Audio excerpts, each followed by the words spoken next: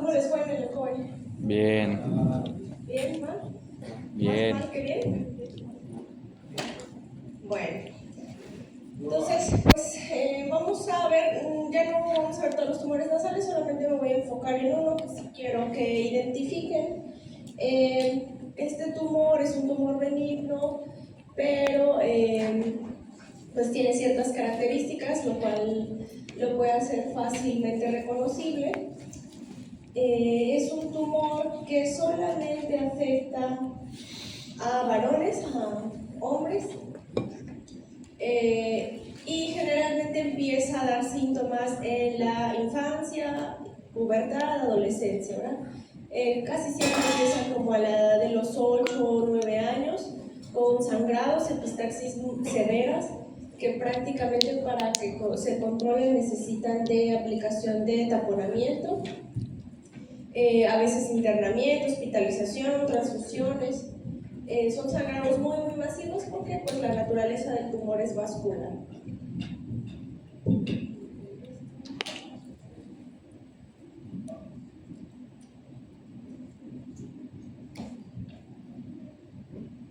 Entonces, siempre que tengan un niño que está teniendo epistaxis recurrente y epistaxis que no es autolimitada, que casi siempre tienen que ponerle un taponamiento para que se controle, o que tiene alteración ya de su estado hemodinámico, ¿verdad?, que causa anemias, sí o sí hay que derivarlo al otorrino para hacer una endoscopía. Probablemente también habrá que hacer estudios de imagen, tomografía, resonancia, pues para identificar el origen de ese sangrado. Y casi siempre lo que se observa pues es un tumor, les digo, es de tejido fibroso junto con tejido conectivo, tejido vascular. Casi siempre empiezan a nivel de la nasofaringe y de ahí puede diseminarse, crecer hacia varias estructuras, puede incluso invadir la órbita, puede invadir la fosa craneal anterior y fosa craneal media, ¿verdad? Extensión intracraneal. Entonces, hay a veces aumento de volumen de un malar por un desplazamiento de posterior hacia anterior en el espacio que queda detrás del seno maxilar. Entonces, puede ser muy invasivo, a veces crece muy rápido en un periodo corto, o sea, de unos meses, tiene un crecimiento acelerado, entonces es importante detectarlos en etapa temprana, uno, para evitar complicaciones y pues para que su resección sea más fácil también. Entonces, siempre que les prenda este foquito, por favor, en hombres, es inexistente en mujeres. Siempre que vean hombres con epistaxis recurrente, hay que pensar en un nasogiofibroma juvenil, hombres jóvenes, ¿verdad? Les digo, casi siempre empiezan como a los 9, 10 años a dar síntomas, pero la mayoría se detectan ya un poquito más tarde. Y además del sangrado, que casi siempre es unilateral, ¿verdad? Hay clínica de obstrucción nasal de un solo lado. Si lo preguntamos intencionadamente, si sienten que respiran mejor de un lado que del otro. Y ya como les decía, en casos en que ha crecido mucho el tumor, pues ya hay asimetría facial, puede haber proptosis, cefalea o datos incluso de ocupación intracraneal, ¿verdad? De aumento de la presión intracraneal. Okay. Entonces este es nada más el que quisiera que tuvieran en cuenta. Vean aquí cómo crece a nivel de nasofaringe y desplaza estructuras, ¿verdad?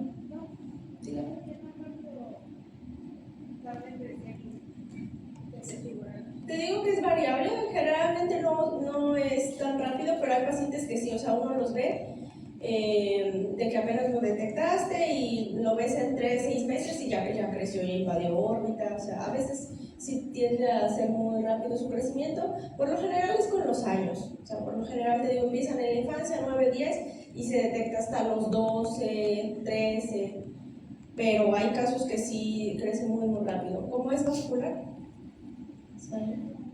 El signo de Horner-Miller es el desplazamiento de la pared posterior del seno maxilar hacia anterior o su acortamiento, ¿verdad?, del seno, y es por lo mismo que el tumor lo desplaza en la fosa temporal, ¿verdad?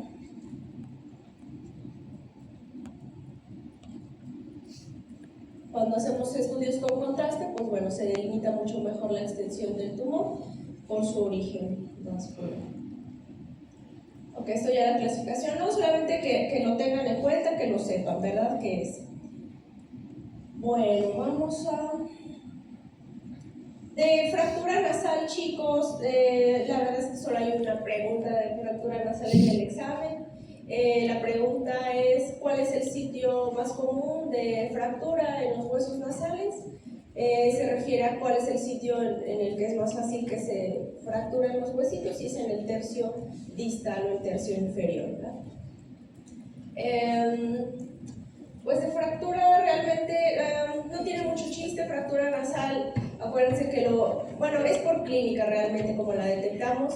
Hay que palpar, hay que aprender a palpar la superficie de los huesos nasales, y dependiendo de si es una fractura simple, o sea que no se desplazaron los huesitos, o si es una fractura desplazada, hundida, con minuta, o sea, ahí varía el tratamiento, ¿no? Pero de eso pues, no se preocupen mucho, solamente una pregunta en el examen.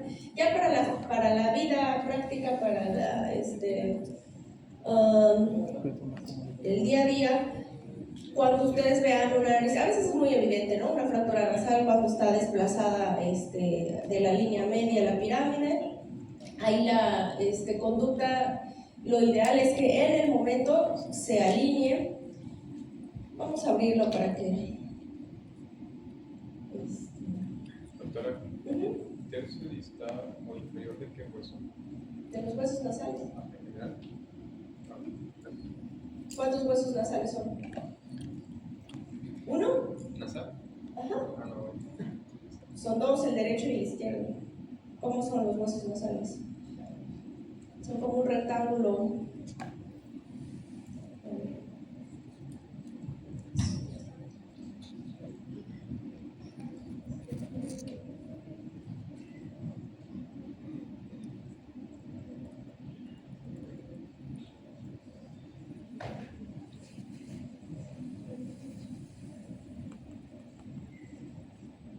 Ok. ¿Por qué es frecuente? Pues porque es el hueso que más, lo que más sobresale de la cara, ¿verdad? Entonces, en ambientes de deporte, pues a veces por estar borrachitos, riñas, ¿verdad? Pelotazos, pues bueno, es una fractura muy, muy común. Después de la clavícula es la tercera más común. El diagnóstico, como les decía, es esencialmente clínico. Ustedes acostúmbrense a palparse sus huesitos de la nariz, van a ver que son así. O sea, literal son dos rectangulitos unidos en la línea media. Acá están, son dos rectangulitos unidos en la línea media, el hueso nasal derecho, el hueso nasal izquierdo, ¿verdad? Entonces, claro que tienen diferente forma. Los que tienen la nariz aguileña, pues son huesitos convexos. Los que tienen la nariz perfilada o ya se la operaron, ¿verdad? Pues esos son dos líneas rectas. Y el sitio entonces donde más se fracturan es en esta parte, ¿verdad? Viene del hueso frontal, la unión con el hueso frontal es muy grueso, más denso el hueso, y viene de arriba hacia abajo adelgazándose, y esta es la parte más frágil. A eso me refiero cuando les decía el tercio distal o el tercio inferior, ¿verdad? La unión ya con la bóveda cartilaginosa, ¿no? Los cartílagos laterales superiores. Entonces, a veces solamente se fractura en esta parte como un astillamiento o unas grietas, pero no se desplaza la pirámide ni a un lado ni al otro ni hacia abajo. Entonces esos pacientes únicamente hay que vendarlos, una venda compresiva, 5 días, antiinflamatorios. Pacientes en los que ya hay un desplazamiento, les decía, lo ideal es acomodarlo lo más pronto posible. ¿Cuánto tiempo tenemos para alinearlo? Hay literatura que describe que hasta 10 días. En la práctica, yo he visto que a partir del día 6, 7, ya es difícil alinearlo. O sea, cada vez tiene uno que poner más fuerza para regresar la nariz a la línea media. Entonces, lo ideal es que lo más pronto posible, ¿verdad? A veces el paciente mismo se la ve chueca, se la alinea y ya pues va al médico, pero ya hizo el trabajo, ¿no? Para alinearla sí podemos colocar anestesia, podemos infiltrar nervios infraorbitarios, los supratroncleares o los etmoidales externos. Sin embargo, a veces duele más la anestesia que lo que vamos a hacer, ¿verdad? Del desplazamiento del hueso. Entonces, yo la verdad ya lo hago casi sin anestesia, a menos que me la pidan, ¿no? ¿Qué más?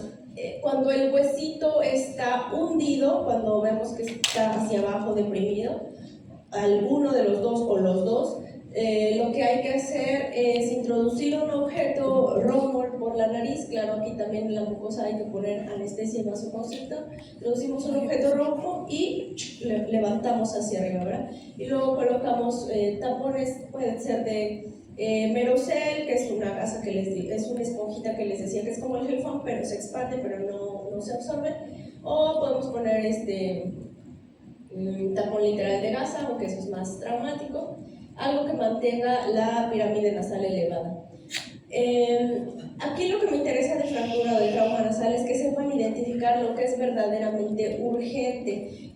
Claro que la deformidad pues a veces pues, le importa mucho al paciente por fines estéticos, pero lo que es verdaderamente urgente, o sea, lo que no puede esperar, uno, claro, es el control de la epistaxis, ¿verdad? Y dos, es verdaderas urgencias quirúrgicas, que es el hematoma septal, o sea, el acúmulo de sangre a cada lado del tabique nasal, a cada lado del cartílago sobre todo, es una disección debajo del pericondrio que cubre al cartílago del tabique, o sea, es la lámina cuadrangular, ¿verdad?, de cartílago septal.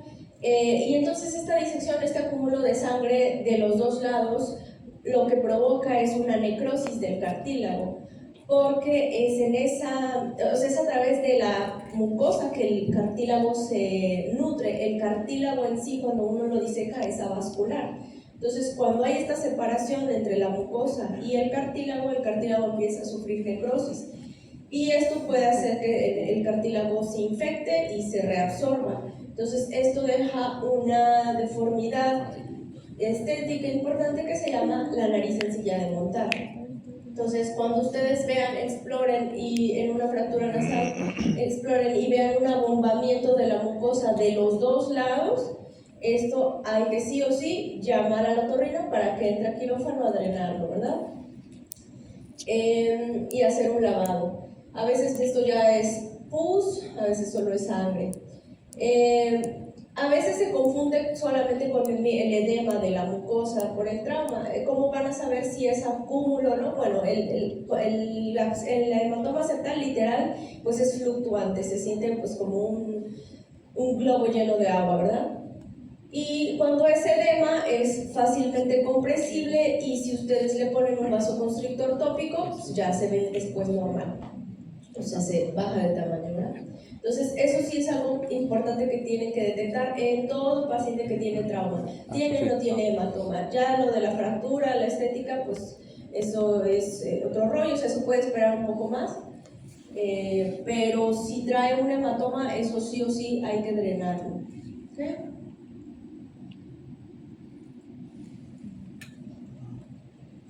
Este paciente, ¿verdad? Pues es súper evidente que está fracturado, a veces se pone también la equimosis infraorbitaria, ¿verdad? Entonces este paciente lo ideal es que en el momento se alinee. Ahora hay pacientes que ya traían una desviación del tabique en la parte inferior, pero no lo habían notado, no se habían diagnosticado. Esa no es necesario que en el momento se opere, lo ideal es nada más corregir la deformidad de los huesos nasales. Claro que si el paciente lo desea, se puede meter al quirófano con una relativa urgencia y al mismo tiempo alinearles el tabique y la pirámide nasal, ¿verdad? Ok. Entonces, decíamos que la radiografía útil es el perfilograma, no la radiografía lateral del cráneo.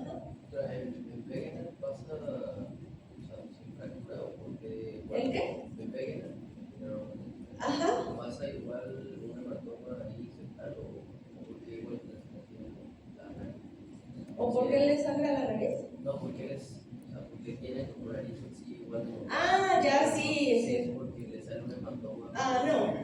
No es por trauma. En esos pacientes, bueno, es más que nada por la degeneración del cartílago, pero y de la articulación, justamente la unión entre el hueso y el cartílago se degenera ahí, pero no es por hematomas. ¿Sí? Ok, entonces decíamos que la radiografía ideal es el perfilograma, aunque pues dependemos de que se tome bien, que tenga buena exposición, ¿verdad? La gran mayoría de las veces no son útiles, pero a veces hasta pueden crear confusión, sobre todo cuando son batters o son que ven que está desviado el tabique, pero ven el tabique óseo, no ven los huesos nasales. Entonces, pero bueno, lo ideal es palpar, tocar, ¿no? La tomografía sí es muchísimo más sensible y específica, pero es raro que se pida en este contexto. Okay. Entonces, como decíamos aquí, lo ideal es en las primeras 3 horas que se alinee, el límite unos 7 hasta 10 días, dicen algunos, pero la verdad es que les digo, lo ideal es lo más pronto posible. La reduccionamiento se refiere a la alineación en quirófano. Aquí también hay una ley que dice que si el tabique ya está más desviado del 50% del ancho del puente nasal, pues que ya mejor lo metes en quirófano, ¿no? Aunque en realidad esto les digo no es urgente, esto puede esperar la alineación del tabique, pues lo que buscamos es más que nada la alineación externa de la pirámide. Muy bien.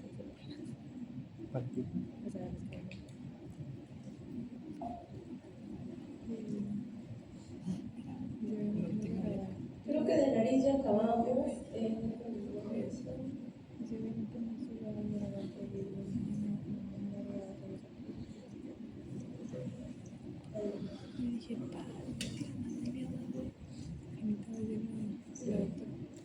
¿Dudas de rinitis, de rinosinusitis? ¿A eso todo bien? Ok, chicos, entonces se exprese. Antes, cuando la materia duraba todo el cuatrimestre, hasta ustedes exponían este tema y yo al final ya nada más daba este repaso, ¿no? Pero bueno. Vamos entonces, ¿qué importa de la unidad 3? Me importa que sepan criterios de Centor, para qué sirven, y los criterios de Paradise en cuanto a faringoamigdalitis aguda bacteriana, ¿verdad? Recuerden que el anillo de Valdeyer es un sistema de tejido linfático asociado a mucosas, por sus siglas en inglés, y es un sistema que tiene importancia en los primeros meses de vida porque nos ayuda en la producción de anticuerpos, en combatir infecciones. Sin embargo, prácticamente después del año de edad ya tiene un papel secundario. Son órganos accesorios que ya conforme el niño va avanzando en edad, su nivel de producción de anticuerpos pues va disminuyendo y maduran otros órganos, ¿no? La médula ósea, el vaso, el timo.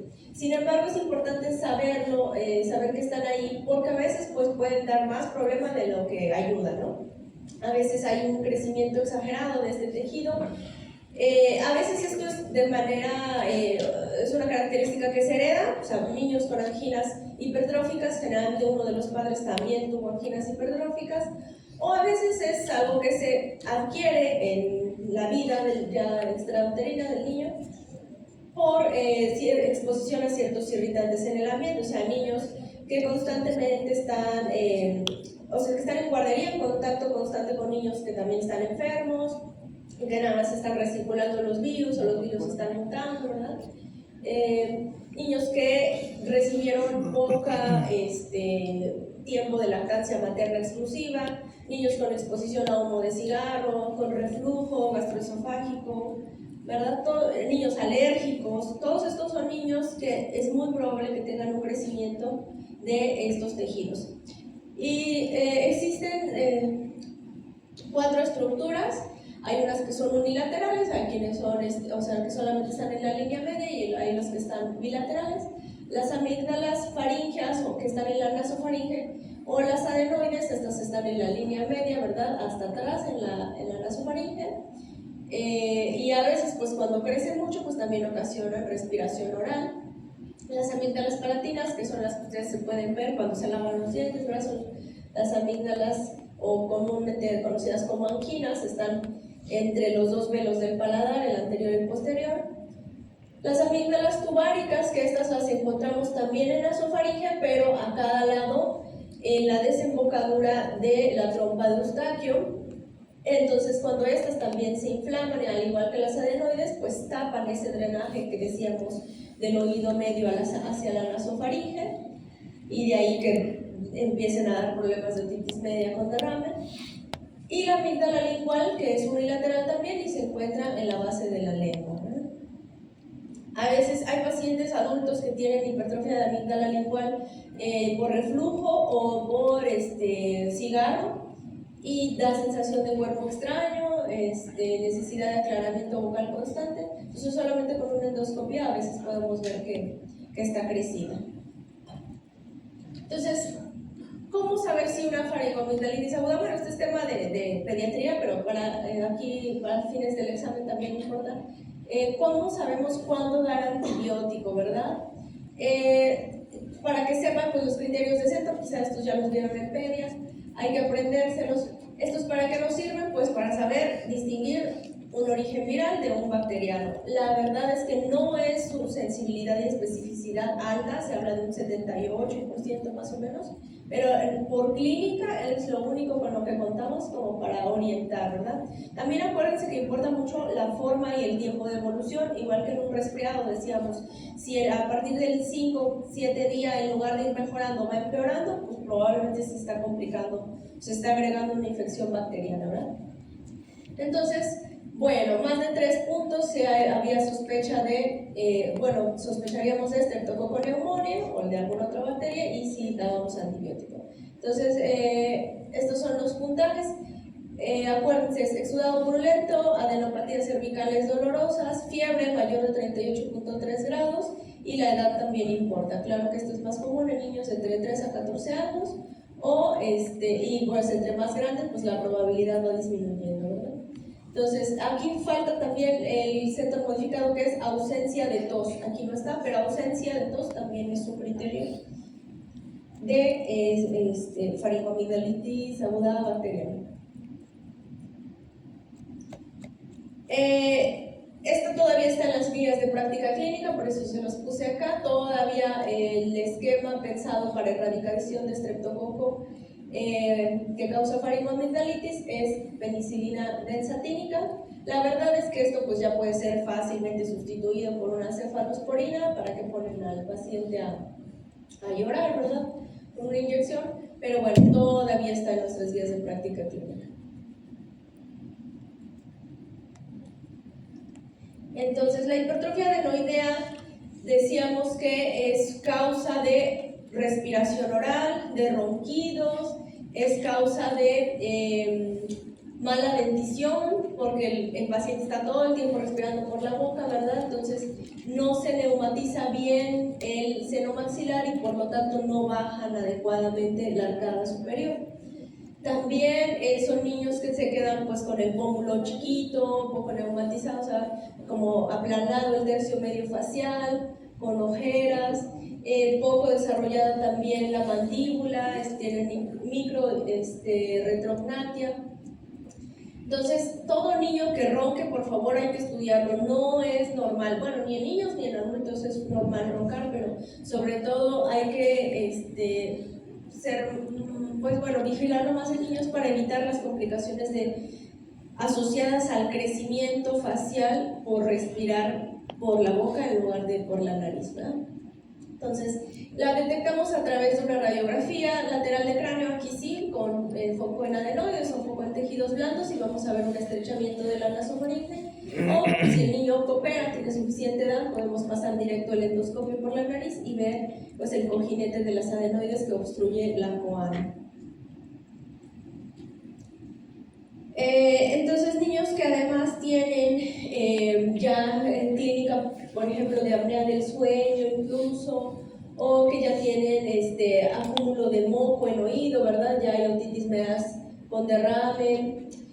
pues aquí lo ideal es operarlos, es quitar ese tejido adenoideo para que se restablezca la respiración nasal. Casi siempre se hace en conjunto con una amigdalectomía, porque son el mismo tipo de tejido. Cuando crece uno, crece el otro, ¿verdad? El tejido linfoide. Entonces, pero bueno, aquí la clase que tienen en el AE42 está dividido entre solamente adenoidectomía e indicaciones solo de amigdalectomía, pero van a ver que muchos de ellos pues se traslapan, ¿no? Sin embargo, exclusivamente de amigdalectomía, aquí entran los famosos criterios de Paradise. Aquí dividimos lo mismo, indicación de cirugía por el tamaño, porque su obstrucción es importante cuando el niño duerme, o por infecciones recurrentes, y ahí son los criterios de Paradise por episodios recurrentes de infección, que son estos: que el niño tenga más de 7 episodios de infección en el año, en el último año, o más de 5 episodios por año en los últimos 2 años, o más de 3 por año en los últimos 3 años, ¿verdad? Estos se consideran ya indicación de cirugía, son los famosos criterios de Paradise, ¿verdad? Y bueno, claro que cada uno de esos episodios por alta sospecha de bacteriana, ¿no? De estreptococo. O sea, cada uno de esos episodios debe tener las características de los criterios de Centrum, ¿verdad? No un resfriado viral cualquiera. Entonces, si así de esas características como infección bacteriana se están repitiendo con estos cortes, se propone la cirugía, ¿verdad? Son niños pues, que también tienen respiración oral, también roncan, pero además puede haber halitosis, puede haber dolor cuando comen o disfagia, algún grado de disfagia, ¿verdad? Pueden formarse los famosos tonsilolitos. Como las amígdalas se hacen muy grandes, pues sus criptas también, entonces restos del alimento se van acumulando ahí, se hace una reacción inflamatoria alrededor de ese resto de alimento, que es el calcio, y a veces se hacen como piedritas, literal, ¿no? ¿Qué otras indicaciones para quitar amígdalas? Cuando hay un absceso, que ya hay antecedente de absceso periamigdalino. Hay quienes dicen que cuando hay uno, hay quienes dicen que ya habiendo dos. La verdad es que yo con un antecedente de absceso periamigdalino, pues ya les digo, no se espere al otro, ya hay que operarlo. Cuando ya hay diagnóstico de ser portador de estreptococo beta hemolítico, ya sea porque ha habido alguna complicación como fiebre reumática, glomerulonefritis, artritis séptica, alguna otra, también hay que quitar las amígdalas, ¿verdad? Así se ven, vean, a veces en un grado 4 ya se están tocando, a veces el niño ya no puede ni tragar saliva ni comer. Y algunas indicaciones pues ya más raras son cuando hay sospecha de neoplasia. ¿Cómo sospechamos una neoplasia? Con una asimetría. Una amígdala se ve muchísimo más grande que otra, con un aumento de su vascularidad, a veces ya pierde su forma. Entonces ahí también hay que quitarlas. Es una biopsia excisional. ¿Dudas de esta parte, chicos? Como quiera les digo, ya tienen toda esta información. Bueno. Edad ideal para operar amígdalas. Bueno, vamos a separar. Adenoides a veces hay niños que les crecen o sea, a edad muy temprana las adenoides. Hay niños desde el año de edad que ya están ahogándose por lo mismo de las adenoides. Y a veces cuando los operamos muy chiquitos, como todavía les queda unos buenos años de crecimiento, pueden volver a crecer si no se controlan los factores que mencionamos, sobre todo alergias o reflujo. Las adenoides, su evolución natural es que involucione ese tejido en la pubertad. En los hombres, como ahí de los 13, 14 años, y en las mujeres desde los 10, 11 años ya pueden empezar a involucionar ese tejido. Entonces, en teoría un adulto ya no tiene adenoides, pero sí hay niños que se van a la edad adulta, que nunca los atendieron y se van a la edad adulta con adenoides. Pero es raro. Entonces es una pregunta: ¿a qué edad involucionan las adenoides? Por ahí en alguno de los exámenes de años pasados ha salido. Entonces, hablando de cirugía de adenoides, bueno, sí, en realidad eso es cuando el niño lo necesite, pero lo ideal es que entre los 2 años y los 7 años se operen. Entre 2 y 5 años sería la edad de cirugía de las dos, de amígdalas y adenoides, para que no vuelvan a crecer las adenoides, ¿verdad? Las amígdalas definitivamente no vuelven a crecer, o sea, se quita todo el tejido. ¿Por qué las adenoides pudieran volver a crecer? Porque se raspa, o sea, y de alguna manera es un procedimiento en ciego. Entonces metemos una raspa detrás por la boca, pero detrás del paladar blando, y raspamos con una alegra. Entonces a veces sí quedan remanentes, de ahí puede volver a inflamarse, a tener hipertrofia. ¿Y como en cuánto tiempo volvería a recaer el paciente? Depende, te digo qué tan alérgico sea, qué tan tonto, pero generalmente si lo operaron muy chiquitito antes de los 2 años o a los 2 años, tipo a los 7, 8 ya tiene otra vez. Si es con unos años, tampoco es en muy poquito tiempo, pero sí tiende, puede pasar. ¿Saben?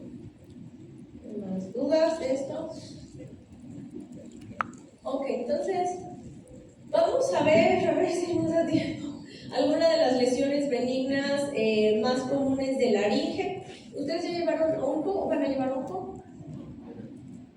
Quinto. Bueno, ahí van a ver seguramente cáncer de laringe, pero aquí vamos a ver lesiones benignas de laringe.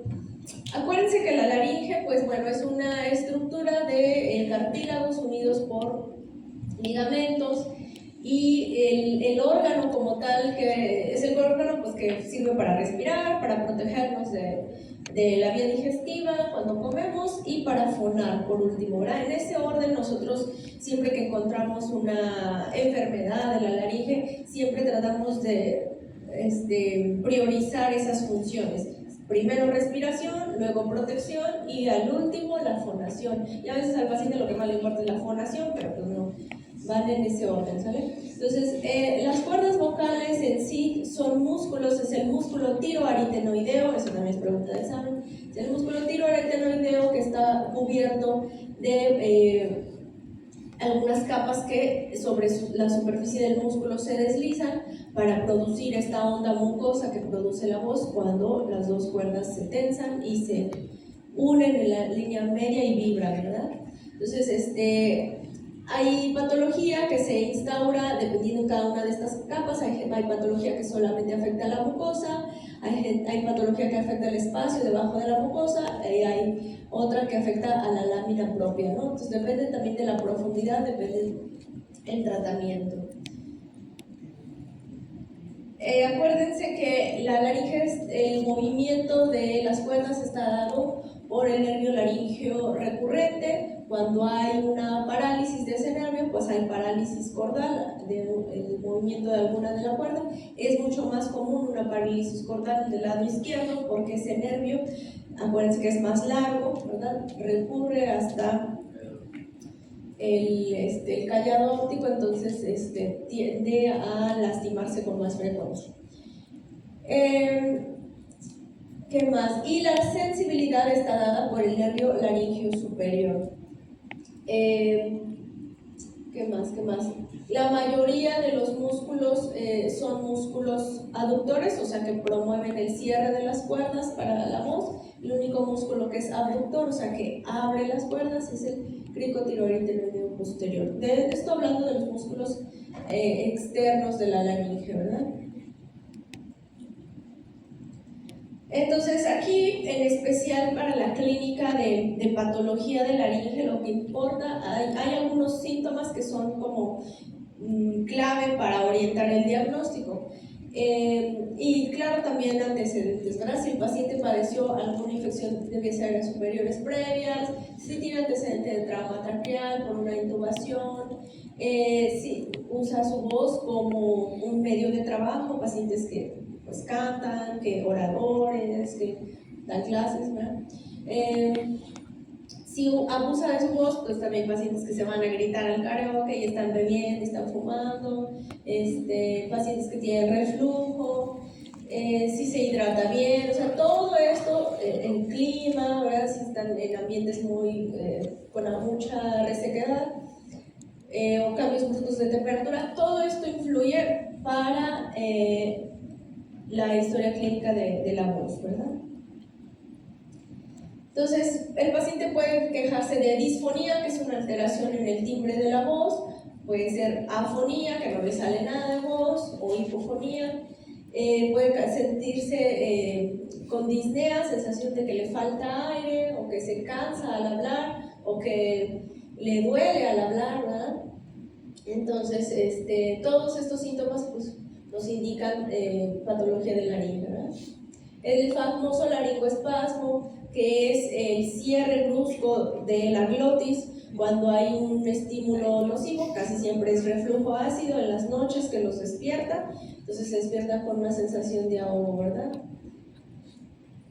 Lo que decíamos del famoso globus faríngeo, el globus faríngeo es esta sensación de tener un cuerpo extraño en la faringe y que tiene la necesidad de estar aclarando la voz, ¿verdad? Okay, las lesiones más comunes son estas tres: nódulos vocales o nódulos del cantante. Son lesiones que aparecen en simétricas, o les llamamos en espejo. Siempre aparecen en la unión del tercio anterior de la cuerda con el tercio medio, porque esta es la zona de mayor contacto durante la fonación, cuando hablamos, ¿verdad? Y más pues si estos pacientes son profesionales de la voz, o sea, si usan su voz constantemente para trabajar o lo que sea. Entonces, literal, son callos que salen por contacto, dan un patrón de cierre glótico en reloj de arena, vean aquí cómo parece un reloj de arena, y estos nodulitos casi siempre en un inicio son hialinos. Si al paciente le damos terapia de voz, si controlamos irritantes, con eso es suficiente, desaparecen en unos meses. Pero si el paciente no deja el estímulo de estar forzando su voz y no recibe terapia de voz, pues bueno, persisten y hay que operarlos, ¿verdad? A veces ya se hacen más densos.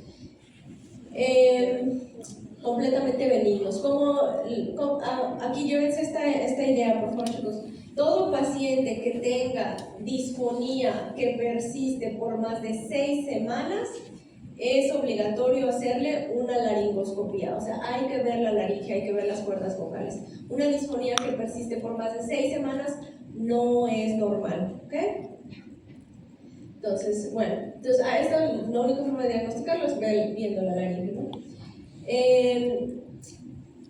A diferencia del pólipo hemorrágico, los nódulos pues, son simétricos. El pólipo siempre es unilateral, y el pólipo lo que es una hemorragia de los vasos de la mucosa que se inflaman, ¿verdad? O sea, hay una hemorragia y hay una reacción inflamatoria alrededor de la hemorragia. Por eso el pólipo se ve como un tumorcito redondeado, bien definido, muy rojo en el borde libre de alguna de las cuerdas.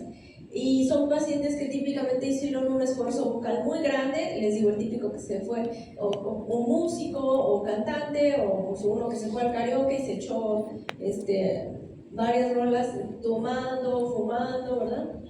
Entonces, se rompieron sus vasitos y bueno, se hizo ahí el pólipo. Este paciente también, si tiene reposo de voz, si se controlan factores como tabaco, alcohol, el reflujo, a veces alergias, a veces se juntan con síndrome de goteo postnasal por rinitis alérgica. Si se controla todo eso, puede desaparecer solito al cabo de unos meses, en unos 2-3 meses desaparece. Pero si a pesar del tratamiento no desaparece, pues también se operan, ¿verdad? Y por último, el quiste, que también es similar al pólipo, nada más que ya está dado en capas más profundas de la cuerda, y generalmente no tiene que ver con el abuso vocal. O sea, sí puede salir en cualquier paciente, aunque no use su voz para trabajar, ni cantar, ni nada. Estas son formaciones de novo en la cuerda. Es literal, pues como si tuvieran ustedes un lunar o un quiste epidérmico, un quiste subcutáneo, un lipoma, ¿verdad? O sea, aquí sí son neoplasias, pero son benignas, y generalmente están más profundos, en campos más profundos de la cuerda, casi arribita del músculo, en el ligamento bucal. Y también para restaurar la calidad de la voz hay que operarlo. Aquí sí casi siempre hay que operar en el quiste. Pues yo creo que hasta aquí le vamos a dejar, chicos, ya no dio más tiempo. Bueno, a ver rápidamente, papilomas también, revísenlo. Claro que el examen tiene todos estos temas, tiene con el que yo tengo ahora, pero les puedo hacer una modificación para quitarles todo lo que no alcanzamos a ver. Pero bueno, revísenlo también. Papilomatosis laringea es algo que todavía prevalece mucho en la población, sobre todo población infantil, de zonas marginadas, o población de bajos recursos. Y bueno, la infección es vía materna, ya sea vertical, ¿verdad? Transmisión vertical, pero a veces aunque se les haga una cesárea es imposible evitar la infección. La mejor manera de prevenir, acuérdense, es la vacunación de las niñas y bueno, de hombres también. Entonces, bueno, son literal, son igual que el virus de papiloma humano causa verrugas en la piel, también tiene una afinidad por el epitelio plano de la cuerda bucal, la mucosa del epitelio plano, aunque es una mucosa no queratinizada, pero también hay afinidad del papiloma, entonces puede generar estas lesiones que aquí la clínica es de obstrucción. Aparte de la disfonía, son pacientes que como crece tanto y tan rápido, cierra la glotis y entonces hay disnea, ¿verdad? Hay estridor, de hecho, respiratorio. Entonces, igual hay que asomarse y ver y se programan resecciones dependiendo qué tan rápido crezcan. Hay niños que esto es muy agresivo, hay niños que en 3 meses se volvieron a llenar y en lugar de estarles quitando, limpiando cada rato, de lo que se ayudan es el tratamiento adyuvante, ¿verdad? Algunos anticuerpos monoclonales, algunos antivirales, o a veces ya tienen una traqueostomía para prevenir una urgencia de vía aérea que se esté cerrando cada rato. Claro, eso es papilomatosis aguda recurrente, que afecta a los niños, ¿verdad? Desde lactantes hasta niños de 5 años, pero afecta mucho más en 2, 3 años. Pero también, claro, existe la papilomatosis laríngea, que no es aguda recurrente, en adultos, ¿verdad? Pues eso también asociado a prácticas sexuales, y pues esos generalmente se resecan, las lesiones que aparezcan, y esos ya no vuelven a aparecer. Porque el paciente ya tiene inmunidad contra el virus. De todas maneras, pues se le sugiere que se vacune, pero generalmente se operan una vez y ya no se vuelven a operar. El edema de Reinke es una condición que está íntimamente ligada al uso del cigarro. Pacientes que fuman demasiado, es una acumulación de moco en el espacio de Reinke, ¿verdad? Que es un espacio debajo de la mucosa, y afecta mucho más a las mujeres fumadoras. Esa es la típica mujer fumadora que habla súper grave, súper grueso, ¿verdad? Pero también afecta a los hombres, pero es más a las mujeres. Y lo que hay que hacer aquí es 100% quirúrgico, pero hay que abandonar el cigarro, y lo que se hacen es literal unas heridas verticales, longitudinales, para drenar ese líquido excedente. Y el granuloma, que es una lesión casi siempre unilateral, el granuloma es una lesión bien definida, un poco más sólida que los que hemos visto, que el pólipo, ¿verdad? Es más sólida, o sea, más dura, un poquito más consistente, y casi siempre aparece en el tercio posterior de la laringe o de las cuerdas vocales, y es por trauma, ya sea por intubación traumática durante una cirugía o por reflujo gastroesofágico muy severo, ¿verdad? Generalmente damos tratamiento y desaparece. Es raro que provoque algún síntoma como disfonía, porque está en una zona en la cual, les digo, muy posterior, ya no es la zona vibratoria de las cuerdas, pero bueno, puede dar sensación de globus faríngeo. Entonces, ahora sí, hasta acá, chicos, como quieran, revisen, ya tienen toda esta información en la E42. Sí, todos los han podido ver, ¿verdad?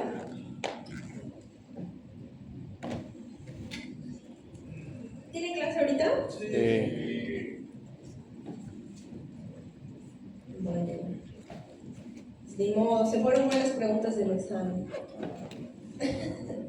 El lunes, entonces, pues ya no nos veríamos hasta el martes a las 8. En teoría, traigan todos sus dispositivos para hacer el examen. Es en la tarde, doctora. Es en la tarde. Ah, claro. Es a la 1. Ah, ¿se los cambiaron? No, es que en la mañana tienen aquí clases. Oh. Pero sí va a ser a la 1 aquí, entonces. Martes a la 1. Bueno. Entonces, nos vemos a esa hora. En papel. No, el martes. ¿En papel? No. ¿A qué hora los califico? En la B42 y no, creo que sí está activada la opción de que tengan diferentes preguntas al mismo tiempo todos. Ok, chicos. Cualquier cosa ya tienen.